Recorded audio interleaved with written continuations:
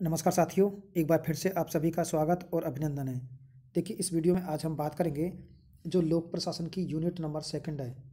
लोक प्रशासन की जो यूनिट नंबर जो सेकंड है और उस सेकंड यूनिट में हम आपको 2-3 वीडियो पेश कर चुके हैं, जिसमें सबसे पहले हमने एक वैज्ञानिक प्रबंध सिद्धांत दिया था एफ.डब्ल्यू. टेलर का। दूसरा सिद्धांत शास्त्रीय सिद्धांत दिया था। आज ये इसके संबंध में तीसरा सिद्धांत है।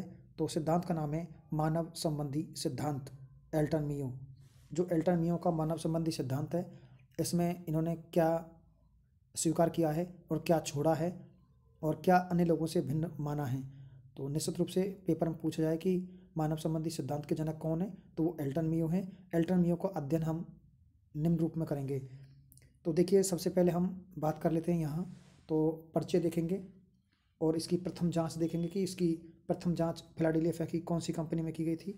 और हॉर्थोर्न का प्रयोग ये 5 रूपों में किया गया था। ये हॉर्थोर्न का प्रयोग क्या है और इससे क्या निष्कर्ष निकलेगा और फिर इसकी आलोचनाएं क्या हैं, है ना, इन सब के बारे में जानेंगे। तो बात कर लेते हैं।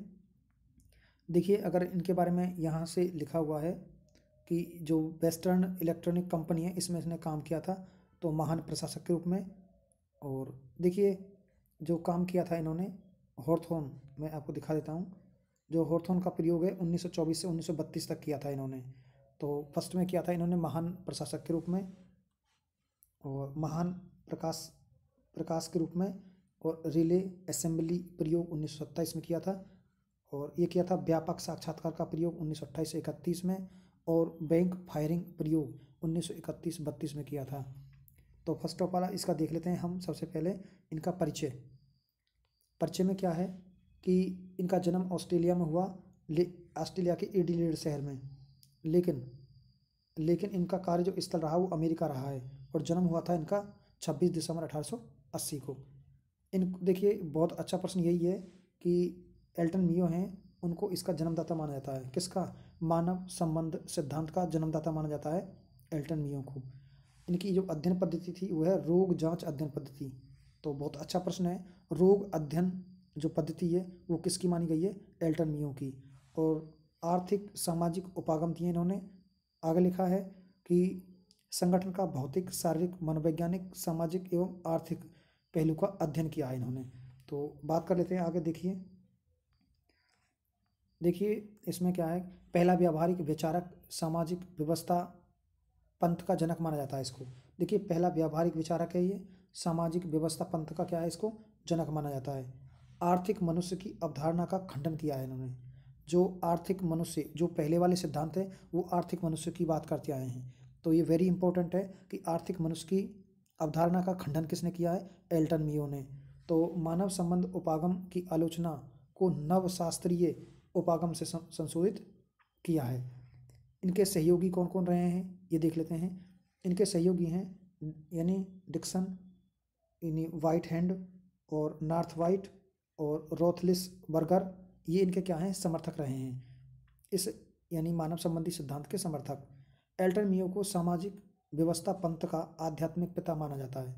देखिए, काफ़ी अच्छे प्रश्न हैं जो आपको किताबों में नहीं मिलेंगे। तो एल्टन मियो को सामाजिक व्यवस्था पंथ का आध्यात्मिक पिता माना जाता है। इनकी प्रथम जांच क्या थी ये देख लेते हैं। देखिए, प्रथम जांच, देखिए वैसे किताबों में 1923 लिखा हुआ था ये प्रथम जांच इसकी, लेकिन जो एनसीईआरटी की पुस्तक हैं उनमें 1920 लिखा हुआ है। ठीक है, तो ये 1920 है। 1920 में वैज्ञानिक प्रबंध सिद्धांत की लोकप्रियता फैल गई।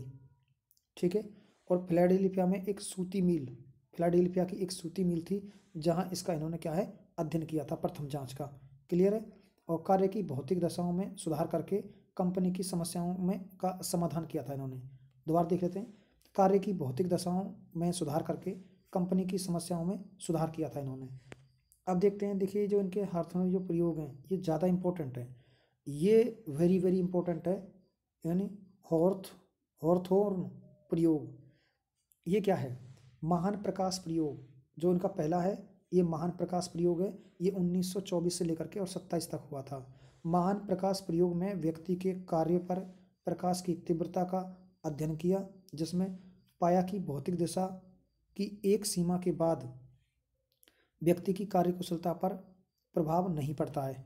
ठीक है, फिर इनका अगला है ऑर्थोनॉमी सिद्धांत है रिले असेंबली प्रयोग, ये 1927 में किया था। तो पहला हमने देखा था, अभी हम बात कर रहे थे, यानी जो महान प्रकाश प्रयोग है ये 1924 से 27 में, और रिले यानी रिले असेंबली जो प्रयोग है वो 1927 में किया था। तो ये क्या था, रिले असेंबली प्रयोग में पाया कि अन्य भौतिक कार्य दशाओं का एक सीमा के पश्चात व्यक्ति की कार्यकुशलता पर कोई विशेष प्रभाव नहीं पड़ता, ऐसा इनका मानना था। व्यापक साक्षात्कार, तो व्यापक साक्षात्कार इनका तीसरा है। तो व्यापक साक्षात्कार में पाया कि कर्मचारी एक मनोवैज्ञानिक प्राणी है। ठीक है, संगठन के बाहर की बातें इनके काम को प्रभावित करती हैं, जिसे इन्होंने दिवा स्वप्न कहा था। क्या कहा था, यानी व्यापक साक्षात्कार में जो बाहर ही व्यक्ति की जो बातें वो प्रभावित करती हैं उनको इन्होंने क्या है, दिवा स्वप्न कहा था। और सहभागी प्रबंधन को बढ़ावा देना चाहिए, ऐसा इन्होंने कहा था। पांचवा और अंतिम इनका ये है ऑर्थोनॉमी में, बैंक का यानी वायरिंग। बैंक वायरिंग है, व्यक्ति एक सामाजिक प्राणी है। तो देखिए, व्यक्ति एक सामाजिक प्राणी माना है इन्होंने। औपचारिक संगठन को अनौपचारिक संगठन का प्रयोग अपने हित में करना चाहिए। देखिए, एक शब्द है रेड बस्टर, एक है चेजलर। चेजलर का अर्थ धोखेबाज भी होता है, और एक है स्कीविलर। ये तीन शब्द हैं जो इनके द्वारा दिए गए थे, वेरी वेरी इंपॉर्टेंट है। रेड बुस्टर, चेजलर और स्कीविलर यानी इसके व्हीलर, ये क्या है। देखिए, इसमें लिखा हुआ है कि एक व्यक्ति को बहुत ज़्यादा काम नहीं करना चाहिए। अगर वो बहुत ज़्यादा काम कर रहा है, दर को बढ़ाएगा, तो उसे कहा गया रेड बुस्टर, रेट बुस्टर कहा गया उसको। अगर कोई व्यक्ति बहुत कम काम कर रहा है तो उस व्यक्ति को बहुत कम काम नहीं करना चाहिए। जो कम काम कर रहा है उसे चेजलर या धोखेबाज कहा गया है। दर को घटाने वाला काम कम कर रहा है और दर को बढ़ा रहा है, वो रेड बुस्टर है। एक शब्द है नीचे लिखा हुआ है इसके व्हीलर, इसका मतलब है कबूतर का बच्चा, अर्थात चुगली करने वाला। कबूतर का बच्चा कैसे कहा गया है, चुगली करने वाला। इतने प्रकार के व्यक्ति होते हैं, बताया कि रेड बस्टर होता है जो बहुत ज़्यादा काम करते हैं, कुछ व्यक्ति ऐसे होते हैं जो बहुत कम काम करते हैं, उसे चेजलर कहा गया है। और इसकी व्हीलर जो शब्द है, ये इसका मतलब क्या है, कबूतर का बच्चा अर्थात चुगली करने वाला। तो पेपर में पूछ लिया जाए रेड बस्टर का मतलब क्या है, चेजलर का मतलब क्या है, तो इस यानी इस्क व्हीलर जो शब्द है, इस्क व्हीलर जो शब्द है, इसका मतलब क्या है, चुगली करने वाला, एल्टन मियो के अनुसार। देखिए, इस मानव संबंधी सिद्धांत की कुछ आलोचना है।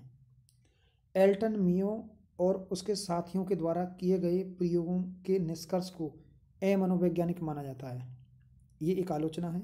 लेकिन एक व्यक्तिगत आलोचना यहाँ है। United auto works United auto works मजदूर यूनियन के नेताओं ने एल्टन मियो और उसके साथियों की आलोचना गाय गाय समाजशास्त्री से की है। तो ये इंपॉर्टेंट है, इसकी आलोचना गाय समाजशास्त्री से किसने की है, और वो की है यूनाइटेड ऑटो वर्क्स मजदूर यूनियन, यानी यूनाइटेड ऑटो वर्क्स मजदूर यूनियन ने इसकी तुलना गाय समाजशास्त्री से की है। इन्होंने मानव संबंधों पर ही अत्यधिक ध्यान दिया, यानी मानव संबंधों पर ही अत्यधिक ध्यान दिया, जो कि मानव व्यवहार का व्यापक अध्ययन इनके द्वारा नहीं किया गया, इसलिए इनकी आलोचना की जाती है। पीटर ड्रेकर ने इसकी आलोचना आर्थिक कारकों की अपेक्षा करने की है, कि इन्होंने आर्थिक कारकों की क्या की है, उपेक्षा की है। इनकी आलोचना अर्थों प्रयोग के रूप में भी की जाती है, और यानी कर्मचारियों का व्यवहार वास्तविक ना होकर के आभासी भी होता है, ऐसा बताया गया था। इनकी कुछ पुस्तकें हैं, इनके बारे में हम थोड़ा सा जान लेते हैं। और पुस्तक जानने का एक बहुत आसान तरीका ये है कि याद भी रह जाएंगी। इनकी पुस्तकें हैं the human problem of in industrial civilisation. तो इनकी पुस्तक के अंतर्गत 100% सिविलाइजेशन लिखा मिलेगा। एल्टन मियो है, इनकी पुस्तक जो भी है पुस्तकें हैं इसकी सबके अंदर सिविलाइजेशन शब्द है। The human problem of in industrial civilisation, the social problem of in industrial civilisation, the political problem of industrial civilisation. तो देखिए, हमने 3 पुस्तक देखी हैं, इसकी तीनों पुस्तकें हैं the human problem, the social problem. देखिए, ह्यूमन प्रॉब्लम, सोशल प्रॉब्लम और पॉलिटिक प्रॉब्लम, ह्यूमन, सोशल और पॉलिटिकल प्रॉब्लम पर को लेकर के इनकी पुस्तकें हैं। तो देखिए, एल्टन मियो के संबंध में यही इतना ही था। तो एल्टन मीयो ने जो सिद्धांत दिया है मानव संबंधी सिद्धांत, ये लोक प्रशासन की यूनिट नंबर सेकंड का एक बिंदु था जो हमने आपको समझाया है। तो अगला बिंदु होगा और वो होगा मैक्स वेबर का नौकरशाही सिद्धांत। थैंक यू साथियों, धन्यवाद।